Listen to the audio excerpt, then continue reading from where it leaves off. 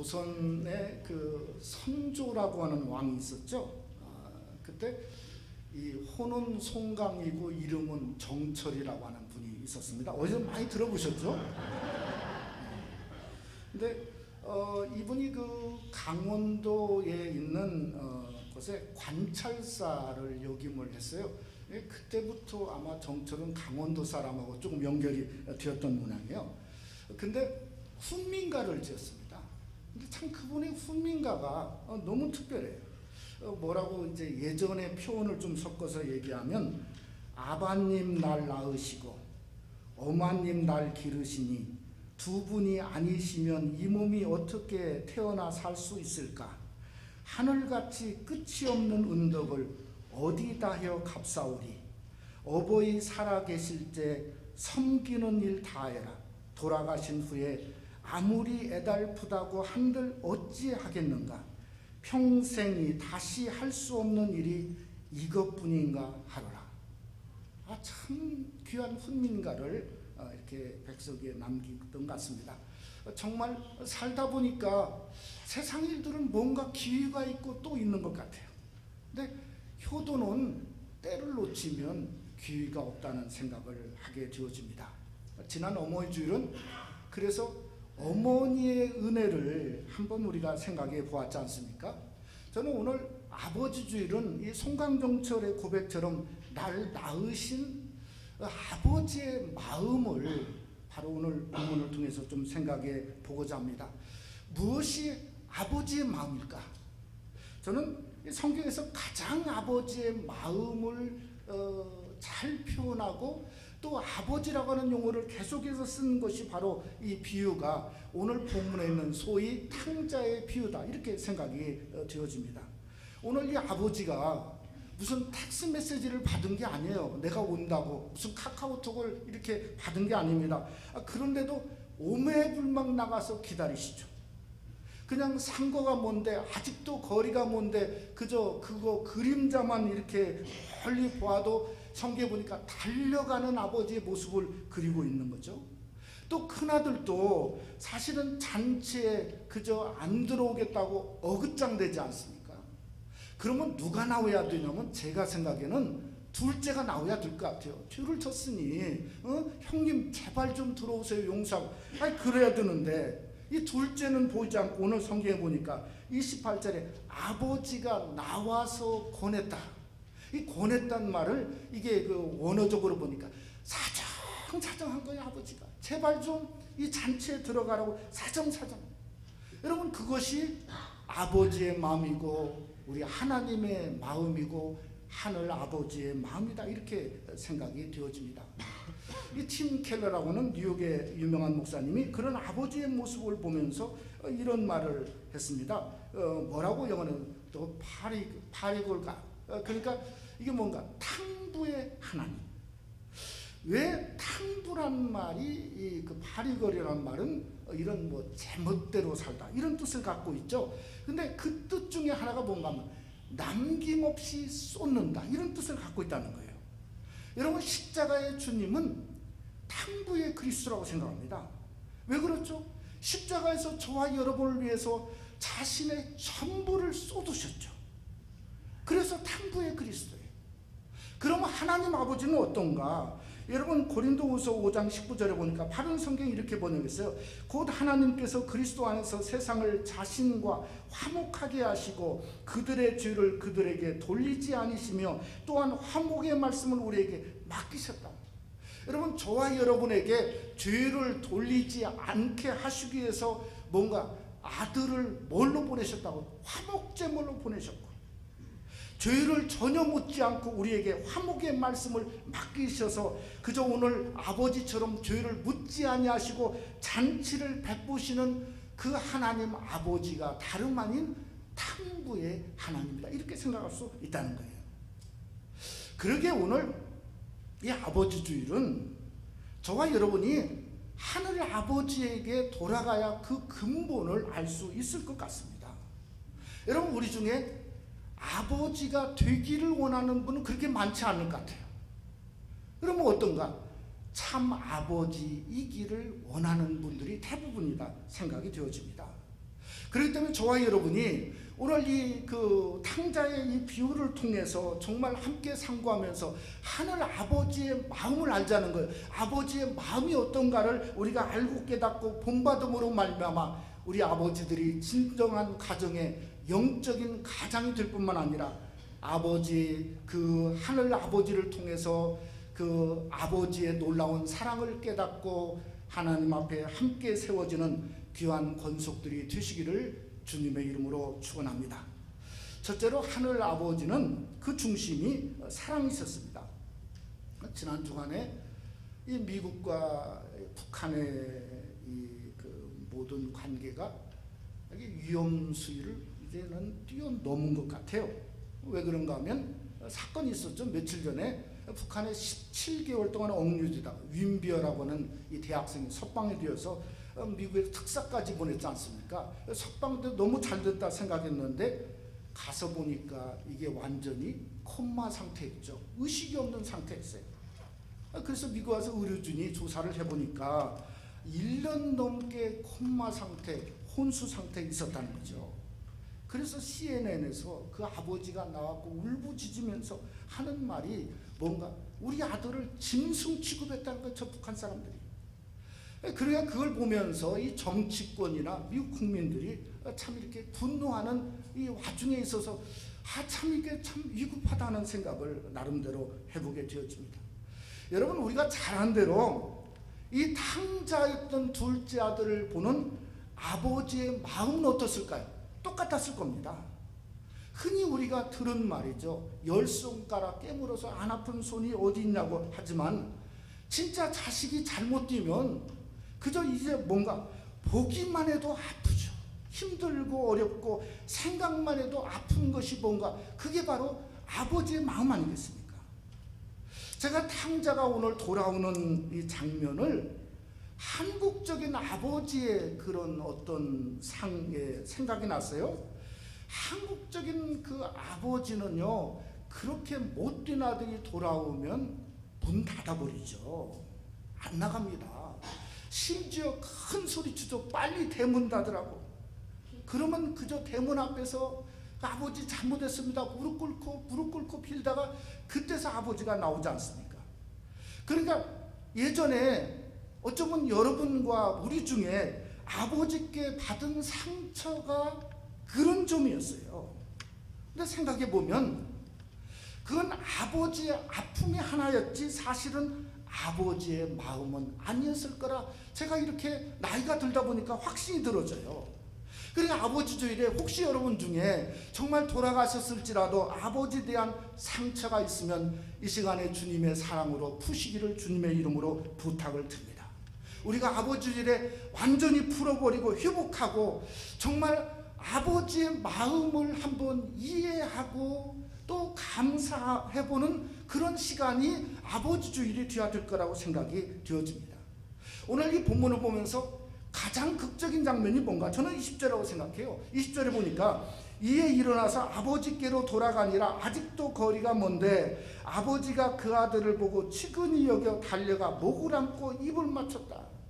그러니까 아직도 예전 성경은 상가가 먼데 한참 전인 걸 그림자만 보고 났는데도 아버지가 뭐라고 성경은 표현했죠? 달려갔다 이거예요. 이게 그 당시에 중동 사이도 지금도 마찬가지로 완전히 가부장적인 사이지 않습니까?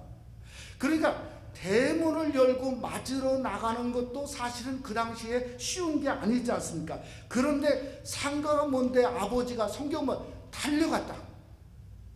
제가 이 헬라어로 달려갔다는 말을 이렇게 보니까 투레크란 말인데 그게 무슨 말이냐면 경주마가 달려가는 상태예요. 정말 은혜가 되더라고요. 경주마가. 경주마가요, 전심으로 달리지 않습니까? 경주마들은 전심으로 달리죠.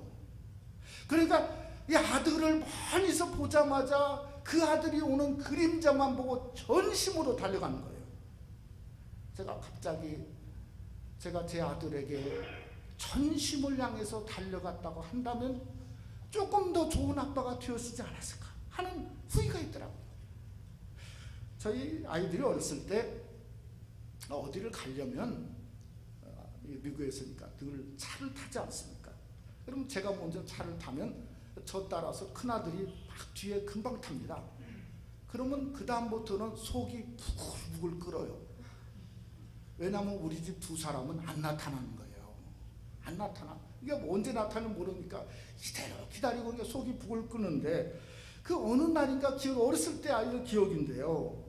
아니 둘째가 이게 기다렸는데 이제 나타나는 거예요. 그런데 그날따라 뭘 들고 그저 나름대로 빨리는 오려고 하는데 뭘 들고 이제 막 이게 오는 거예요. 그러니까 제가 기다리지 못해가지고 창문을 열고 야!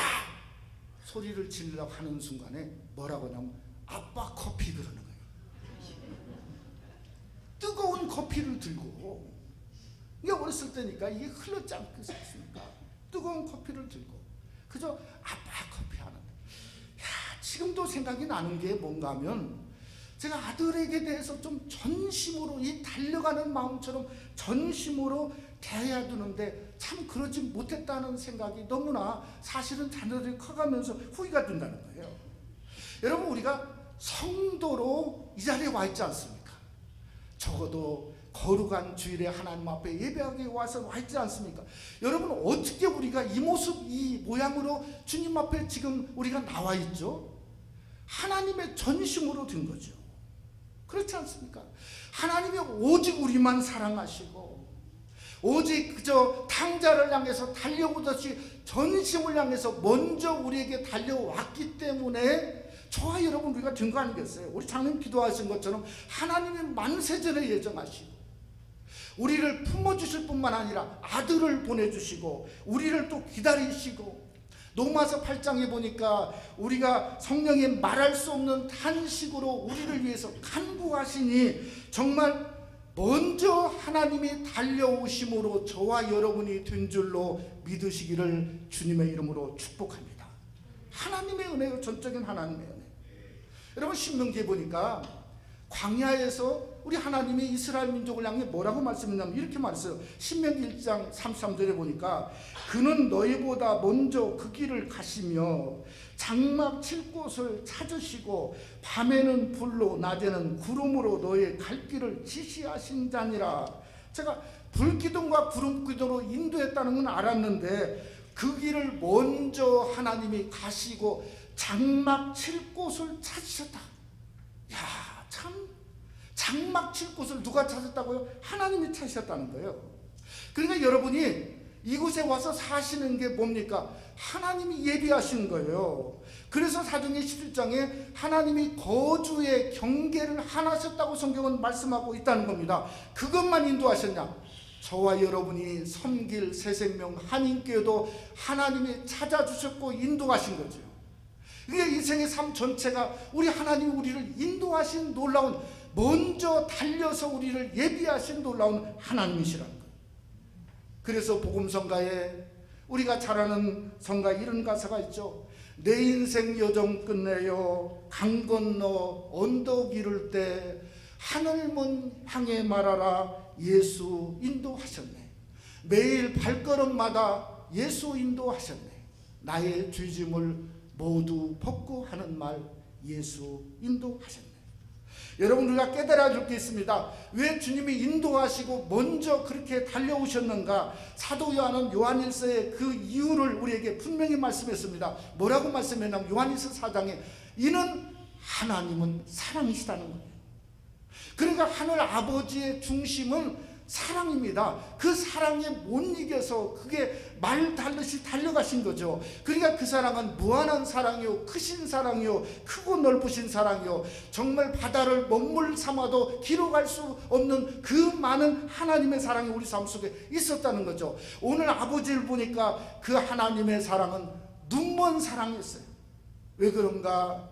탕자였던 둘째도 그냥 받아서 잔치를 베풀었고 큰아들도 품었던 아가페의 사랑은 눈먼 사랑이었어요. 여러분, 오늘 아버지 주일에 저는 그 아버지의 사랑으로 여러분 중심 속에도 부어주시기를 주님의 이름으로 축원합니다.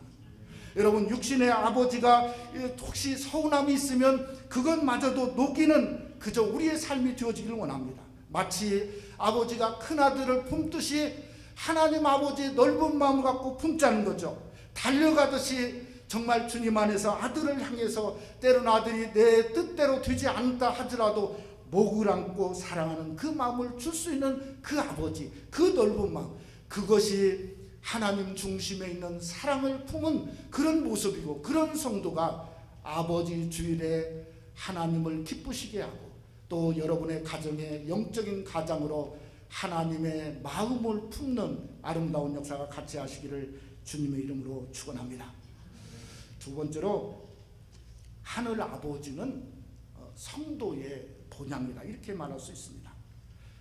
저는 골프를 잘 모릅니다. 왜냐하면 한 번도 쳐본 적도 없고 그저 모르지만 오늘이 US 오픈이 열리고 있다 하는 것 정도는 조금은 압니다. 상급이 엄청나더라고요. 보니까 그 엄청난 대회에 불참한 두 사람이 눈에 띄어요. 이 불참한 두 사람이 누구냐면 여러분이 잘 아는 타이거 우즈하고 필 미켈슨이 불참을 했어요. 근데 지금까지 아는 상식으로는 천재성은 타이거 우즈를 따라갈 사람이 없죠. 근데 항상 이 필 미켈슨은 제 생각에 늘 2인자였던 것 같아요. 항상 그랬던 것 같아요. 그런데 이 타이거 우즈가 몇 년 전에 이게 불륜으로 그저 가정이 어려워지니까 정말 신기하게도 그때부터 못 일어나요. 얼마 전에 약에 취해서 그 사진이 신문에 대문짝에 나온 모습을 보면서 너무 안타깝더라고요. 아니, 필 미켈슨은 왜 이번에 불참했냐면 자기 딸이 여기 그 샌디에고 가까운 데 사는데 딸 고등학교 졸업식이 있대요. 그러니까 아버지가 이 졸업식에 좀 참여를 하고 싶은데 그것 때문에 그걸 포기했어요. 또 몇 년 전에는 참 유명한 이야기가 있지 않습니까?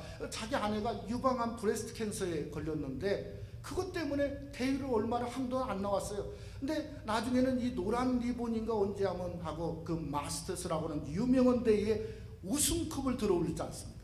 근데 우승컵을 들어올린 걸로 유명한 게 아니고 진짜 이분 훌륭한 아버지다, 그것으로 유명세가 됐어요.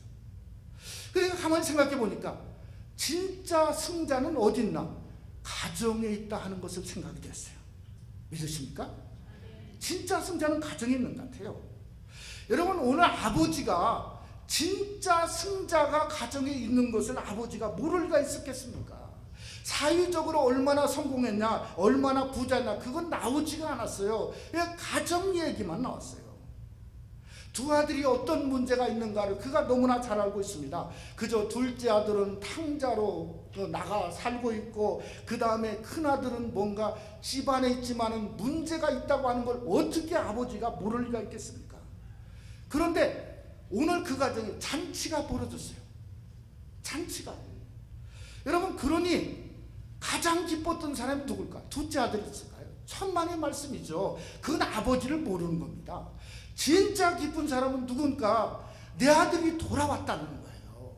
지금 이제 가정에 내가 진짜 내 가정을 이루게 됐다 하는 것은 아버지가 가장 기쁜 거죠. 그래야 우리 성도가 이 땅에서 어떤 존재가 되어야 되냐면 아버지의 기쁨이 되어야 되는 거죠. 그런데 오늘 본문을 보니까 아들이 뭘 해서 그 아버지가 기쁨이 든 게 아니에요. 둥이 아니라 뭐죠? 아들 자체 삥이었다는 거죠. 그러니까 아들 이외에는 이 아버지가 원한 게 없어요. 아니, 둘째 아들하고 잘잘못 따지고 무슨 청분이 열어가지고 그저 너 봐준다 그래서 아들을 받았다는 것이 성경에 하나도 기록되지 않았습니다. 그냥 오자마자 껴안고 그 다음에 그 좋은 옷을 입히고 가락지를 끼우고 신을 신기고 소를 잡고 잔치를 벌였어요. 큰아들을 생각해보세요. 제 딴에는 대단한 일 한 것 같아요. 그런데 진짜 아버지가 기뻐하는 그 잔치는 아무것도 준비하지 않았어요. 그런데 그 준비된 잔치에 따라 들어가서 먹고 마시면 되는데 그것도 안 들어가려고 버티고 있는 모습입니다. 그러니까 아버지의 기쁨이 되게 하는 게 성도의 아름다운 모습이라는 거예요. 여러분, 왜 그런가? 다름 아닌 아들이잖아요, 아들. doing이 아니라 being이잖아요. 자기가 낳은 아들. 우리도 뭡니까? 하나님의 아들이잖아요. 하나님의 아들. 여러분 스바나 3장 17절에 너무나 유명한 말씀 있죠. 너희 하나님 여호와가 너희 가운데 계시니 그는 구원을 베푸실 전능자이시라. 그가 너로 말미암아 기쁨을 이기지 못하시며 너를 잠잠히 사랑하시며 너로 말미암아 즐거이 부르며 기뻐하시리라. 저는 오늘 아버지 주일에 진짜 우리의 모습이 뭔가 하나님의 아들됨을 기뻐하시기를 주님의 이름으로 축원합니다. 그게 하나님이 가장 기뻐하시는 거예요. 내가 낳았다 이거죠. 내가 내 아들을 통해서 화목제물로 우리를 낳았으니까 내가 하나님의 아들임을 자랑하고 기뻐하고 하나님께 나아간 그것이 아버지의 기쁨 되는 존재고 우리가 되어야 될 줄로 믿습니다. 오늘 여기 보니까 이 두 아들의 차이가 보여져요. 이 큰아들이 잔치에 안 들어가려고 그러잖아요. 왜 안 들어가? 죄가 많아서 안 들어가려고 한 게 아니에요. 불효가 아닙니다. 뭐 때문에 그랬죠? 교만이에요, 교만. 얼만큼 교만이냐면 동생이 왔는데 동생이란 말이 없어요. 이 큰아들에게는 30절에 뭐라고 했냐면 너무 막 가슴이 떨려 읽어보면 뭐라고 했죠? 아버지의 살림을 창녀들과 함께 삼켜버린 이 아들이 돌아오네. 가슴이 떨리지 않습니까? 한번 생각해 보세요. 창녀들과 함께 자기가 가서 봤나요? 삼켜버린 이 아들이 돌아오네. 그러니까 동생을 욕하면서 동시에 뭡니까? 자기를 올리고 있는 거예요. 사람들이 남을 욕할 때는 자기를 늘 올리지 않습니까? 똑같아요. 그러니까 자기가 의롭고 도덕적이고 훌륭한 일을 지금 하고 있다는 거예요. 그런데 여러분 기억하십시오. 그 말 하는 순간에 자기 자신은 아버지의 기쁨에서 벗어나고 그 잔치에 참여하지 않으려고 뭔가 발버둥치고 있다는 사실이죠. 여러분 둘째는 어떻게 기쁨을 찾았나? 자아 발견을 했어요. 아버지 집에 품꾼도 먹을 것이 많고 풍족하다 이거예요. 그래서 예행 연습을 했어요. 어디서 예행 연습이요? 돼지 우리간에서 쥐염 열매 그것도 먹을 게 없으니까 말할 아버지께 이렇게 얘기하다. 뭐라 했죠? 내가 아버지를 만나면 아버지 내가 죄를 많이 졌는데 그저 아버지 나는 아들도 원하지 않아요. 그러니까 나는 품꾼의 하나로 삼아주세요. 그리고 예행 연습을 했어요. 그래갖고 아버지 보자마자 그 얘기를 했어요. 그랬더니 21절에 그렇게 말하니까 마지막에 하나 그랬어요. 하나. 그러니까 아들이 죄짓고 뭔가 얘기를 했으나 그 말이에요. 아버지는 들리지가 않고 관심이 없었다 이 말이에요. 왜 그런가? 아버지가 원하는 게 그게 아니었거든요.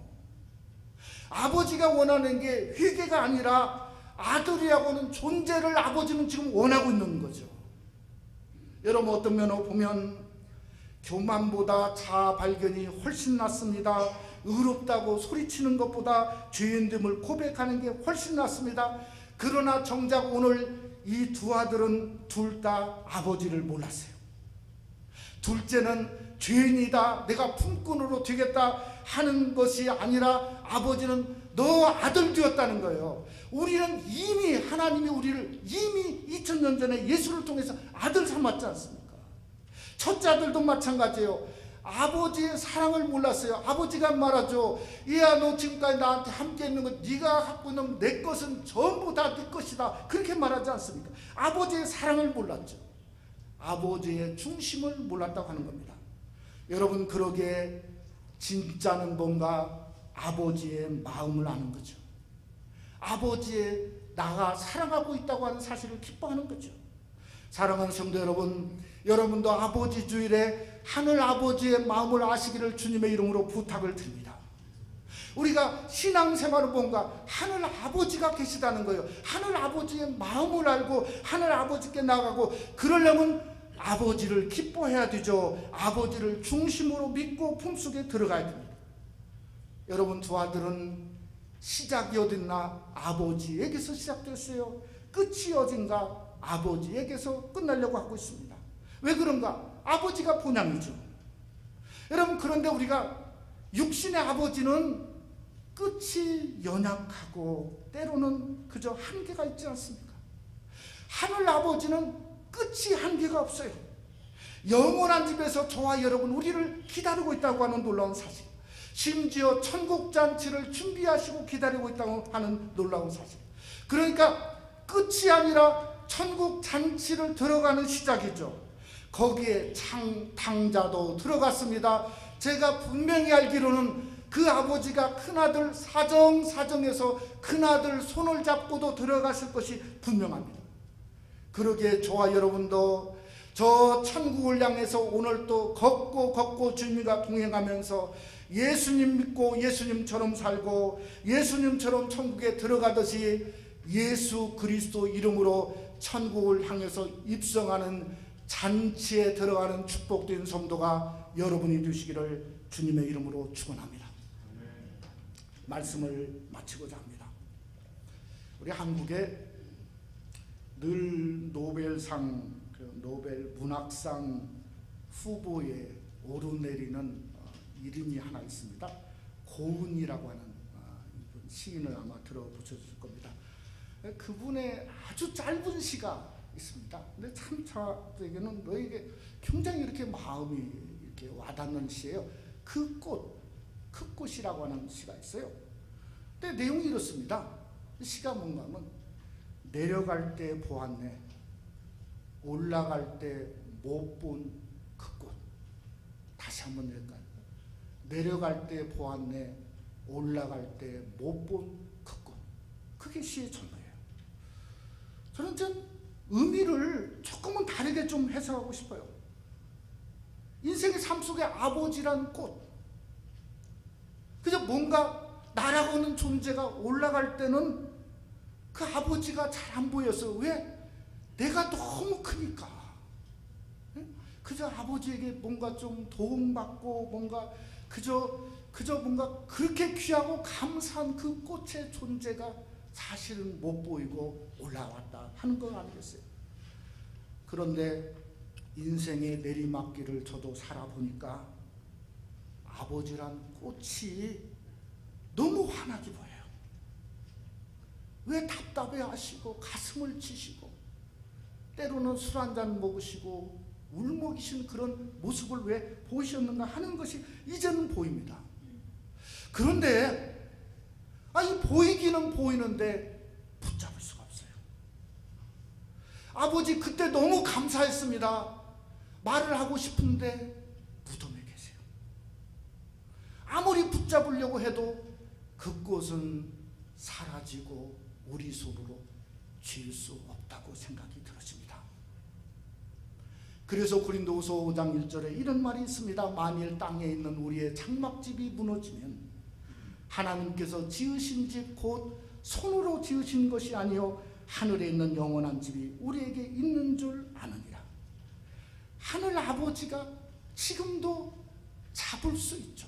환하게 웃으시죠. 빛나시죠. 우리를 기다리시죠. 오라고 기다리십니다. 영원하신 아버지입니다. 그러기에 우리가 더 아버지 주일에 그 하늘 아버지를 더 알고 더 아버지의 기쁨이 되어지고 정말 아버지의 그 잔치에 내가 기쁨으로 참여할 수 있도록 우리가 하늘의 아버지의 기쁨이 되는 존재로 다시 한번 일어서십시다. 다시 한번 나아가십시다. 그 잔치를 향해서 힘차게 여러분 남은 인생길을 걸어가는 그러한 아름다운 하늘의 그 정말 그 꽃을 그 주님을 바라보는 귀한 역사가 여러분에게 함께 하시기를 주님의 이름으로 축원합니다.